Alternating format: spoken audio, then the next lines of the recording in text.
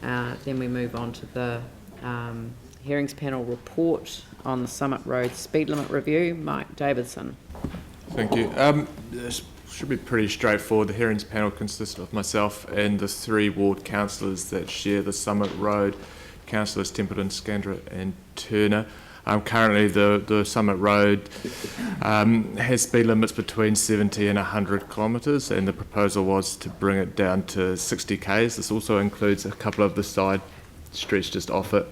There's 251 submissions, 179 in support of the proposal. There was also a number, about 23 off the top of my head, that wanted the 50k, like to actually 50k. But under some of the road rules, it's just 50 kilometres an hour is more of an urban speed setting. It has limited application, so it just can't work on the Summit Road. There's also a minor tweak in one of the amendments to Major Hornbrook Road. It's just putting the word upper at the front of it, make sure it's the right road. As a hearings panel, we also just put a couple of other recommendations to have a look at some intersections, one of them being Dyers Pass Road and Summit Road. There's obviously a lot of recreational use around that intersection, and the visibility is not that great, so we just want that had a look at. And also the intersection of Evans Pass Road and Heberdean. There were some submissions on that, which there's some concern for that community, so we've added that in there as well. But the hearings panel was unanimous in their recommendation that it should be reduced to 60 k's. Okay. So do I have a mover for that, or Mike? Seconded by Andrew. Any discussion? Phil? Just, and I'm sure the panel discussed this, the difficulty of actually, 60k seems to me to be a good compromise, but it's actually, achieving that speed so that in fact motorists along there do it, and how in fact we have sufficient enforcement.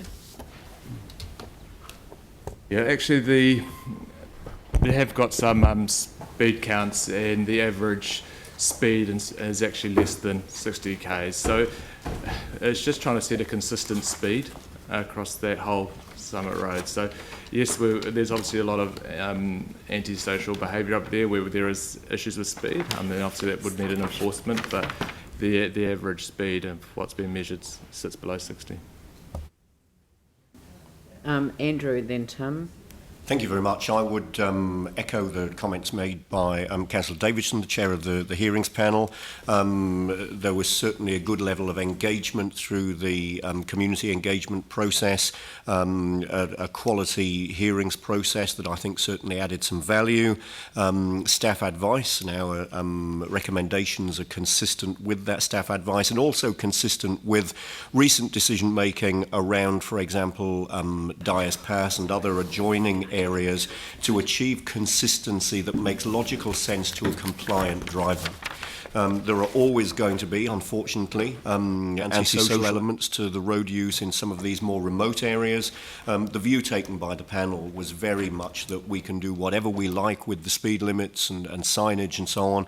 There are some road users who will consistently not abide by the speed limits, whatever speed limit we put in place. So the approach was very much around what was the right outcome for a consistent and responsible road user, and we gave a lot of weight to consistency across the whole network in the area that we're considering. So in my view, a quality process, hearings that added value to that process, and I'm certainly happy to stand by the recommendations that were from the hearings panel, who were of one mind. Tim? Yeah, look, I totally support the chairman's comments and also Andrew's. I mean, the difference is make a consistent speed limit which people will follow, rather than the antisocial, which we know will not do anything that's written up or verified or supported by council or Transit New Zealand or any other organisation. I was up there in the weekend, and 500 metres past the Taki, there's a car written off up on the bank. So I mean, they were obviously not doing 60 k's, and whether you put speed signs or whatever, that's the type of driver that will not adhere to anything. So I think that when you go up there, most of the people, without question, 99% of the people are really looking out now for cyclists. Those cyclist signs we've put up are making a difference. I think it is getting safer, but that's still the real issue, I think, is the antisocial behaviour up there.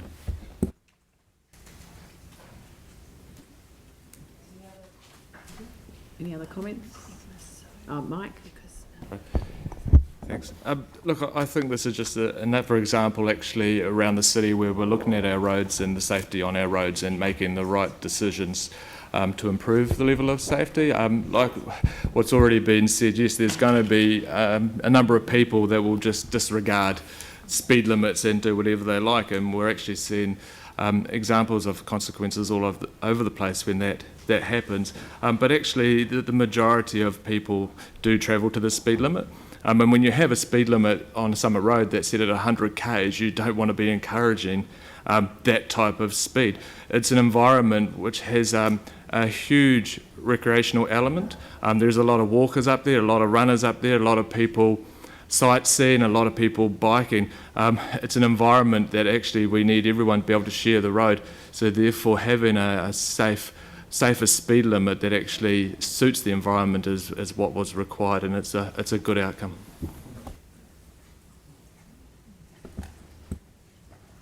Sorry, I'm just, not that I'm not taking any notice, I'm just trying to sort out the order of things. We just closed off the debate with the mover of the resolution. Sorry. I'll put the motion. All those in favour say aye. Those opposed say